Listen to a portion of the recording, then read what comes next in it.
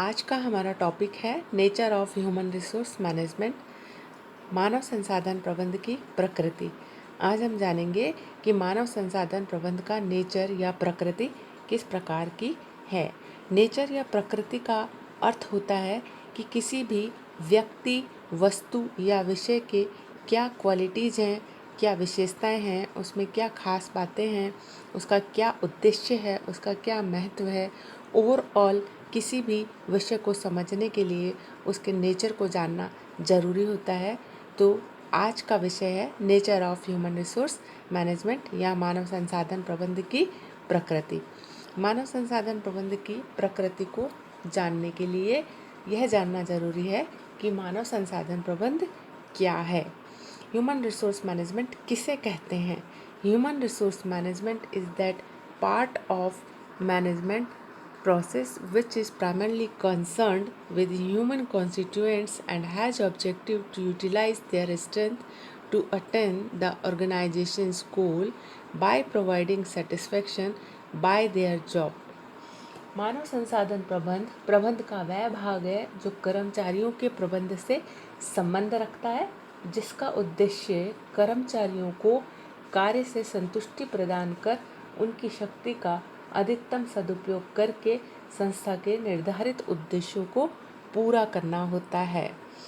तो यह स्पष्ट है कि प्रबंध का वह हिस्सा जो कर्मचारियों के प्रबंध से संबंध रखता है और जिसका उद्देश्य होता है कि प्रबंध इस प्रकार से किया जाए कि कर्मचारियों को अपने कार्य से पूर्ण संतुष्टि मिले और संतुष्ट होकर वो अपनी पूरी कैपेसिटी के साथ में, पूरी इच्छा शक्ति के साथ में कार्य में समर्पित हो जाएं, कार्य में अपना योगदान दें। तो इसका अर्थ जानने के बाद अब हम यह जान सकते हैं कि बेसिकली इसका नेचर किस तरीके का होता है। इसके नेचर को हम इन पॉइंट्स में जानेंगे। Number 1, inherent part of management, यानी मानव संसाधन प्रबंध का अंतर्निहित भाग है। जैसा कि हमने परिभाषा में भी पढ़ा कि मानव संसाधन प्रबंध का वह भाग है जो कर्मचारियों के प्रबंध से संबंध रखता है। तो इसका सीधा मतलब ये हुआ कि यह प्रबंध में सम्मिलित है, प्रबंध का ही एक हिस्सा है। इसीलिए कहा गया कि management is the human resource management is the inherent part of management. Inherent part of management मतलब यह इसी में इंक्लूडेड है, क्योंकि जो प्रबंध के विद्वान हैं लॉरेंस एप्ले, उन्होंने भी कहा था कि प्रबंध व्यक्तियों का विकास है, न कि वस्तुओं का निर्देशन। Management is the development of man, not the direction of things. और ठीक इसी तरीके से ह्यूमन रिसोर्स मैनेजमेंट भी मनुष्यों के विकास से ही संबंध रखता है। इसका उद्देश्य ही कर्मचारियों को या स्टाफ को सेटिस्फाइड करके ही मोटिवेट करके काम लेना होता है। तो जब कोई व्यक्ति मोटिवेट होता है या सेटिस्फाइड होता है तो उसका डेवलपमेंट भी निश्चित रूप से ही होता है। तो मनुष्यों के विकास से यह संबंध रखता है। इस कारण से इसको हम यह कह सकते हैं कि यह प्रबंध का ही हिस्सा है, क्योंकि प्रबंध भी मनुष्यों पर ध्यान केंद्रित करता है। उसका भी जो मूल विषय है वो मनुष्य या स्टाफ या कर्मचारी होता है। और इसी तरीके से ह्यूमन रिसोर्स मैनेजमेंट का भी जो मुख्य फोकस है या मेन पॉइंट है, केंद्र बिंदु है, वह मनुष्य ही होता है। इसलिए ये कह सकते हैं कि human resource management is inherent part of management. इसी तरीके से C.H. नॉर्थकोट ने भी कहा है कि मानव संसाधन प्रबंध सामान्य प्रबंध का एक विस्तार है, जो एक व्यवसाय के उद्देश्यों की प्राप्ति हेतु प्रत्येक कर्मचारी को अपना पूर्ण योगदान प्रदान करने के लिए प्रोत्साहित एवं अभिप्रेरित करता है। तो मानव संसाधन प्रबंध सामान्य प्रबंध का एक एक्सटेंशन ही माना जाता है। इसलिए कह सकते हैं कि human resource management is inherent part of management. तो ये जानने के बाद में कि जो मानव संसाधन प्रबंध है वो प्रबंध का ही एक हिस्सा है, अब हम इसकी दूसरी विशेषता या दूसरे लक्षण या दूसरा नेचर का बिंदु जानने जा रहे हैं, जो कि है पर्वेसिव फंक्शन, अर्थात सर्वव्यापक कार्य या व्यापक कार्य। मानव संसाधन प्रबंध का नेचर इस तरीके का है कि यह सभी उपक्रमों के द्वारा, चाहे वह किसी भी प्रकार के उपक्रम हो, जहाँ पर भी मनुष्यों से कार्य लिया जाता है, जहाँ पे भी ग्रुप ऑफ द पीपल होता है, जहाँ पे समूह में व्यक्ति कार्य करते हैं, जहाँ पे 2 या 2 से अधिक व्यक्ति होते हैं, वहाँ पे हमें ह्यूमन रिसोर्स मैनेजमेंट की आवश्यकता होती है, क्योंकि मनुष्यों से कार्य लेना अपने आप में एक युक्ति, एक टैक्टिस और एक मैनेजमेंट की कला होती है। इसलिए यह पर्वेसिव फंक्शन होता है, क्योंकि ये सभी प्रकार के उपक्रमों में अनिवार्य रूप से अपनाया जाता है या इसकी आवश्यकता होती है। इसीलिए इसको हम कह सकते हैं कि ये पर्वेसिव फंक्शन है। इसके अलावा इसको पर्वेसिव फंक्शन इसलिए भी कहा जाता है कि इसकी आवश्यकता किसी भी इंस्टीट्यूट या फॉर्म या एंटरप्राइज के सभी तरीके के कार्यों में होती है, चाहे वह प्रोडक्शन से रिलेटेड हो, चाहे वह मार्केटिंग से रिलेटेड हो या फाइनेंस से रिलेटेड हो। सभी डिपार्टमेंट्स में, चाहे वो प्रोडक्शन डिपार्टमेंट हो, चाहे वो मार्केटिंग डिपार्टमेंट हो, चाहे फाइनेंस डिपार्टमेंट हो, वहाँ पे स्टाफ को हैंडल करने के लिए एक स्पेसिफिक मैनेजमेंट की आवश्यकता होती है, जो कि ह्यूमन रिसोर्स मैनेजमेंट ही होता है। तो फिर से ये कहेंगे कि ये सभी प्रकार के उपक्रमों में और एक उपक्रम के सभी विभागों में, सभी विभागीय कार्यों में अनिवार्य रूप से पाया जाता है या इसकी आवश्यकता होती है। इसलिए इसको हम परवेसिव फंक्शन या सर्वव्यापक कार्य या व्यापक कार्य के नाम से जान सकते हैं। इसके अलावा it has immense significance in handling workforce at all level, top, middle and lower level, and all categories of employees, skilled, unskilled, technical, professional, clerical and managerial। तो सभी प्रकार के कर्मचारियों या प्रबंधकीय कर्मचारियों, चाहे वह उच्च स्तर के हों, मध्य प्रबंधकीय स्तर के हों या पर्यवेक्षकीय या लोअर लेवल के प्रबंधकीय कर्मचारी हों, सभी स्थानों पर हमें मानव संसाधन प्रबंध की आवश्यकता होती है। यही नहीं, सभी प्रकार के कर्मचारियों से कार्य लेने के लिए, चाहे कर्मचारी जो है स्किल्ड हों, अनस्किल्ड हों, टेक्निकल हों या प्रोफेशनल क्वालिटीज़ रखते हों, किसी भी लेवल का एम्प्लॉय हो, किसी भी क्वालिफिकेशन का व्यक्तियों के समूह हो, उनसे कार्य लेने के लिए मानव संसाधन प्रबंध की आवश्यकता होती ही है। इसलिए ये कहा जा सकता है कि मानव संसाधन प्रबंध एक व्यापक कार्य है, जो सभी प्रकार के उपक्रमों में और एक उपक्रम के सभी विभागों में और सभी स्तर के प्रबंधकीय क्षेत्र में और सभी प्रकार के कैटेगरीज के एम्प्लॉयज़ में इसकी आवश्यकता होती है। इसलिए यह एक व्यापक कार्य या पर्वेसिव फंक्शन कहा जा सकता है। इसके नेचर का जो तीसरी बात है या तीसरा जो बिंदु है वो है कि ये पीपल सेंटर्ड होता है। पीपल सेंटर्ड मतलब मानव केंद्रित यह होता है। HRM considers and treats each and every employee as an individual। इसका जो फोकस है या जो इसका सेंटर पॉइंट है या जो इसका केंद्र बिंदु है, वो स्टाफ होता है, वो कर्मचारी होता है और वह मनुष्य होता है।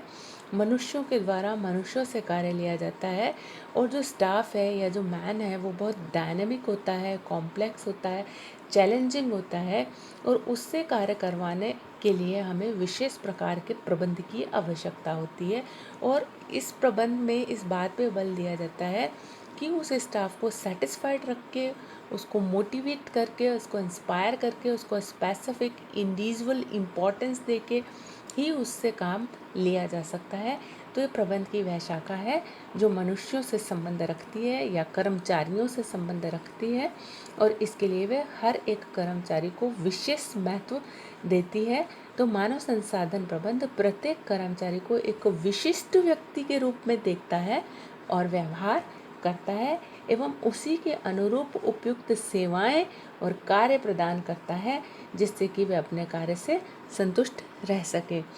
तो इसमें man according to job and job according to man प्रबंध के इस सिद्धांत को विशेष रूप से लागू किया जाता है, जिससे कि वे अपने कार्य में फुलेस्ट कंट्रीब्यूशन दे सके और अपने काम से संतुष्टि भी उसे मिल सके। Job satisfaction human resource management का एक मुख्य उद्देश्य होता है या मेन एम होता है। इसीलिए कह सकते हैं कि मानव संसाधन प्रबंध पीपल सेंटर्ड होता है। यह वस्तुओं या फिजिकल रिसोर्सेज के कंपैरिजन में ह्यूमन रिसोर्सेज को फोकस करता है, उनको इम्पोर्टेंस देता है, उनको एज एसेट ट्रीट करता है, डील करता है, संपदा मानता है। इसलिए कहा जाएगा कि यह पीपल सेंटर्ड या मानव केंद्रित होता है। यह स्टाफ को इम्पोर्टेंस देता है किसी अन्य वस्तु या संसाधनों की तुलना में। यह ह्यूमन रिसोर्सेज को, कर्मचारियों को महत्वपूर्ण मानता है। इसीलिए कहा गया है कि मानव संसाधन की प्रकृति का एक बिंदु है कि वह मानव केंद्रित या पीपल सेंटर्ड है। इसका अगला लक्षण या अगली विशेषता या अगला जो नेचर है वो ये है कि यह art as well as science है। मतलब यह कला और विज्ञान दोनों हैं। ऐसा कहा जाता है कि मानव संसाधन प्रबंध में एक और कला के गुण हैं, दूसरी ओर इसमें विज्ञान की भी विशेषताएं हैं। So it can be said that it is mixture of art and science. It is art because it deals with the qualitative aspect like skill, knowledge, talent and creativity of the staff. यह कर्मचारियों के गुणात्मक आयामों जैसे कुशलता, ज्ञान, प्रतिभा, रचनात्मकता इनसे संबंध रखता है। इसलिए कहा जा सकता है कि मानव संसाधन प्रबंध कला है।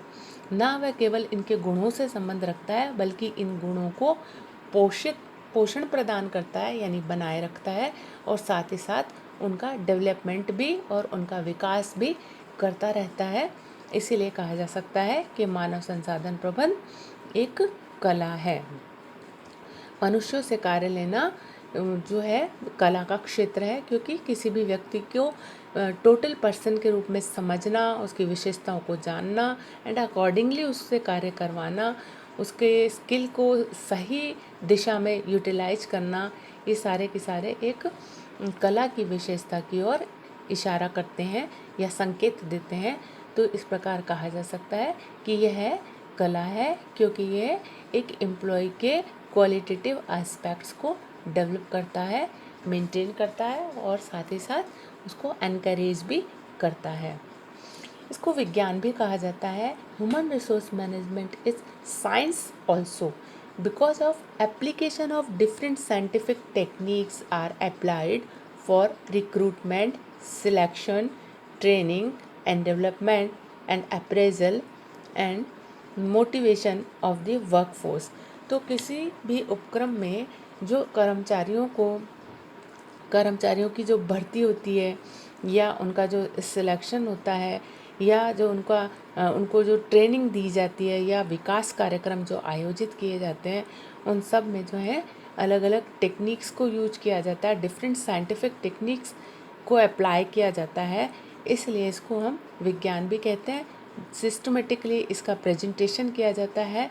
सभी चीज़ों का एक सिस्टम होता है, एक सिद्धांत होता है, एक प्रक्रिया होती है मानव संसाधन के सभी कार्यों में। इसीलिए इसको हम विज्ञान भी कह सकते हैं। इसके अलावा जो मानव संसाधन प्रबंध है वो स्पष्ट सिद्धांतों पर आधारित होता है, इसलिए भी इसे विज्ञान कहा जाता है।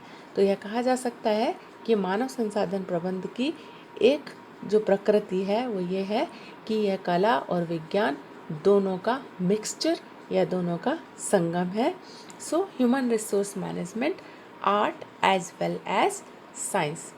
इसके नेचर का नेक्स्ट पॉइंट है डेवलपमेंट ओरिएंटेड।